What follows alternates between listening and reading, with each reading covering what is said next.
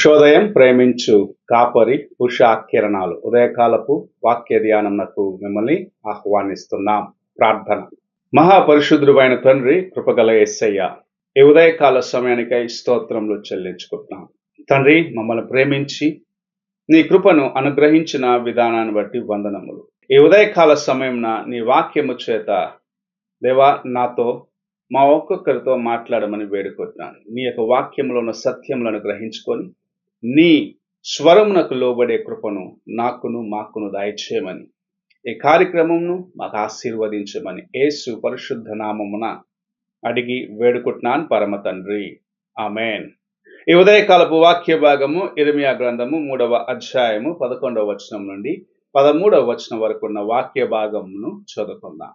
కాగా విశ్వాసఘాతకురాలగు యోధా కంటే ద్రోహిణియగు ఇశ్రాయేలు తాను నిర్దోషి అని రుజువుపరుచుకొని ఉన్నది. నీవు వెళ్ళి ఉత్తర దిక్కున ఈ మాటలు ప్రకటింపుము. ద్రోహిణియగు ఇశ్రాయేలు, తిరిగి రమ్ము, ఇదే యెహోవాకు, మీ మీద నా కోపము పడనీయను. నేను కృపగలవాడను గనుక నేనెల్లప్పుడూ కోపించువాడను కాను. ఇదే యెహోవాకు. నీ దేవుడైన యెహోవా మీద తిరుగుబాటు చేయుచు నా మాటను అంగీకరింపక ప్రతి పచ్చని చెట్టు క్రింద అన్యులతో కలుసుకొనుటకు నీవు ఇటు అటు పోయినా నీ దోషము ఒప్పుకొనుము. ఇదే యెహోవాకు. మనము చదివిన వాక్య భాగంలో యెహోవా తన సేవకుడైన ఇర్మియా దగ్గర తన ప్రజలైన వారి యొక్క స్థితిని గురించి మాట్లాడటం చూడగలము. వారు ఎలాగూ దేవుని నిర్లక్ష్యపరిచి ఉన్నారు, తమ జీవితంలో ఎలాంటి వేషధారణ కలిగి ఉన్నారు, దేవునికి ముందు ఎలాగ నడుచుకుంటూ వారి అంతరంగంలో ఎలాంటి వారుగా ఉన్నారన్న కార్యమును ఎరిగిన ప్రభు ఇర్మియాతో మాట్లాడుచున్న కార్యంనే మనం చదువుకున్నాం. వారు దేవుని మరచిన వారిగా, దేవుని ప్రజలైన వారిగా ఉన్నప్పటికీ ఆయన సొత్తైన వారిగా ఉన్న ప్రజలు తమ యొక్క జీవితంలో దేవునికి అయిష్టమైన కార్యము అనగా విగ్రహారాధనకు స్థలమిచ్చిన వారిగా, విగ్రహారాధన వ్యభిచారమునకు స్థలమిచ్చిన వారిగా ఉన్నారని ప్రభు దుఃఖిస్తూ తన సేవకునితో మాట్లాడుచూ ఉన్నాడు. ఈ మాటను మనము 9వ వచనము చదివినట్లయితే చూడగలము. వారు రాళ్లతోనూ మొద్దులతోనూ వ్యభిచారము చేసి ఉన్నారన్న కార్యమును అక్కడ తేటగా ప్రభు సెలవిచ్చేది చూడగలము. ఈ ఉదయకాల సమయమున క్రైస్తవులము అనబడిన మనము ఎలాగున్నాం? మన జీవితంలో అనేకమైన విగ్రహాలు మనకు తెలియకుండానే, నీకు తెలియకుండానే నీలో ప్రవేశించి నీ హృదయములో స్థానము చేసుకొని ఆ విగ్రహాలు నీ జీవితము పైన ప్రభావము చూపించి దేవునికి దూరము చేస్తున్నాయేమో అని పరీక్షించుకునేదానికి ఈ కార్యములను ప్రభు మన ముందు ఉంచాడు. ఇశ్రాయేల్ మనం చూసినట్లయితే ఇశ్రాయేలీలు ఐగుప్తు దేశంలో ఉన్నప్పుడు, బానిసలుగా ఉన్నప్పుడు దేవుని యొక్క కృప కొరకు వేడుకుంటే తన సేవకుడైన మోషేను పంపించి వారిని విమోచించినాడు.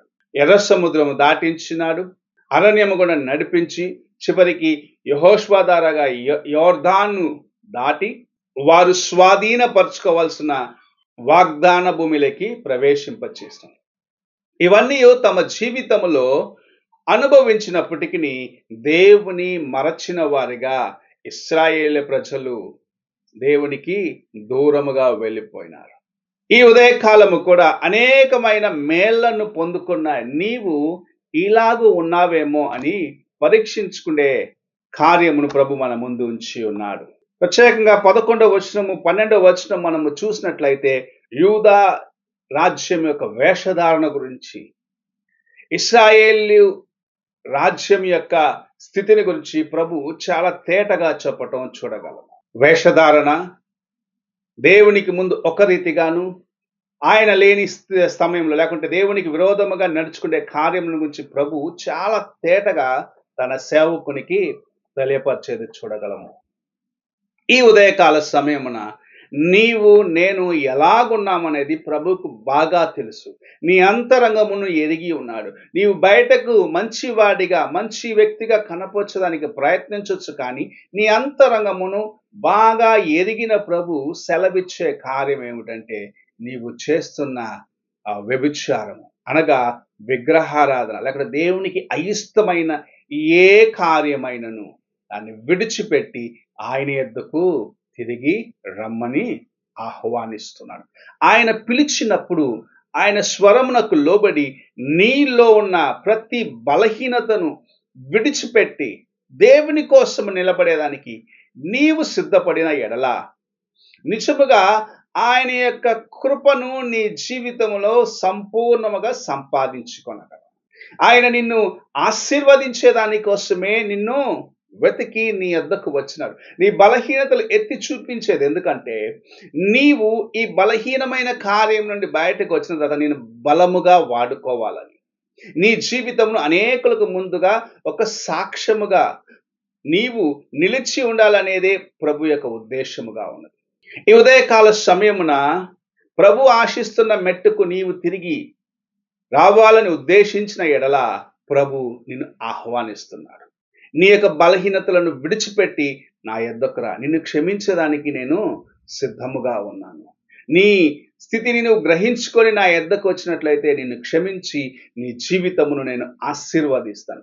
నీవు దాచిపెట్టుకొని బయటకు నా వంటి వాడు లేడు అనుకుంటూ దేవుని సన్నిధిలో నిలిచి ఉన్నట్లయితే ప్రభు తన కోపము నీ మీదికి తీసుకొని వచ్చినట్లయితే ఆయన కోపమును తాలుకునేదానికి నీకు శక్తి చాలదు.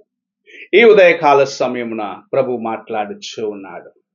నీవు ఎలాంటి స్థితిలో దేవునికి ముందున్నావో ఆయన ఎరిగి ఉన్నాడు అని నీతో తేటగా మాట్లాడుచూ ఉన్నాడు.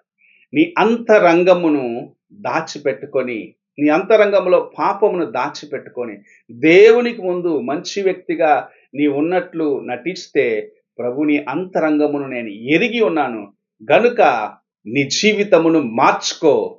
నీవు బయటికి మంచి వ్యక్తిగా కానరావచ్చు, కానీ నీ అంతరంగము కుళ్ళిపోయినది, నీ అంతరంగములో పాపమున్నది, నీ అంతరంగములో దేవునికి అయిష్టమైన విగ్రహారాధన, దేవునికి అయిష్టమైన కార్యములను దాచిపెట్టుకొని ఉన్నావని ప్రభు హెచ్చరిస్తూ ఉన్నాడు. ఈ ఉదయకాలమున ప్రభు నీతో మాట్లాడుచుండగా ఆయన స్వరమునకు లోబడి నీలో ఉన్న బలహీనతలు సరి చేసుకొని ఆయన ముందు యథార్థముగా నిలబడినట్లయితే, నీలో ఉన్న ప్రతి పాప కార్యం ఒప్పుకొని సరి చేసుకొని యథార్థమైన హృదయంతో ఆయన ముందుకు రాగలిగినట్లయితే ప్రభు నిన్ను క్షమించి నీ జీవితమును మార్చి నిన్ను అనేకులకు ఆశీర్వాదకరముగా చేయాలని ఉద్దేశించాడు. ఆ కృపను సంపాదించుకొనుటకు నిన్ను నీవు సిద్ధపరచుకొని ప్రార్థన చేసుకున్నాను. పరిశుద్ధుడైన యేసయ్య, ఈ ఉదయకాల సమయంలో నీవు మాకు అనుగ్రహించిన నీ యొక్క వాక్యంను బట్టి స్తోత్రములు చెల్లించుకుంటున్నాం. మా బలహీనతలు నాయన దేవా ఎవరు చూడలేదు అని మేము తలంచవచ్చు, కానీ నీవు మా అంతరంగమును ఎరిగి ఉన్నావు. మా లోపల ఏమి దాగి ఉన్నదో నీవు ఎరిగి ఉన్నావు. మా బలహీనతలు ఏమిటో నీకు తెలుసు నాయన. ఆయనను క్షమించే మనస్సు కలిగి నన్ను క్షమించుటకు నీ కృపను అనుగ్రహించాలని ఆశించిన నీకు వందనములు చెల్లించుకుంటున్నాను. నీవిస్తున్న తరుణములను సద్వినియోగపరచుకొని నీ వైపు చూసి నడిచే కృపను దయచేయమని, నాలో ఉన్న బలహీనత సరి చేసుకొని నిన్ను వెంబడించేదానికి దేవా మాకును నీ కృపను దయచేయమని యేసు పరిశుద్ధ నామమున అడిగి వేడుకుంటున్నాను పరమ తండ్రి, ఆమేన్. తండ్రి అయిన దేవుని ప్రేమ, కుమారుడైన క్రీస్తు కృప, ఆదరణకర్త అయిన పరిశుద్ధాత్మ యొక్క అన్యోన్య సహవాసము ఇప్పుడు ఎల్లప్పుడూ తోడై ఉండి సదాకాలము నడిపించును గాక. ఆమేన్.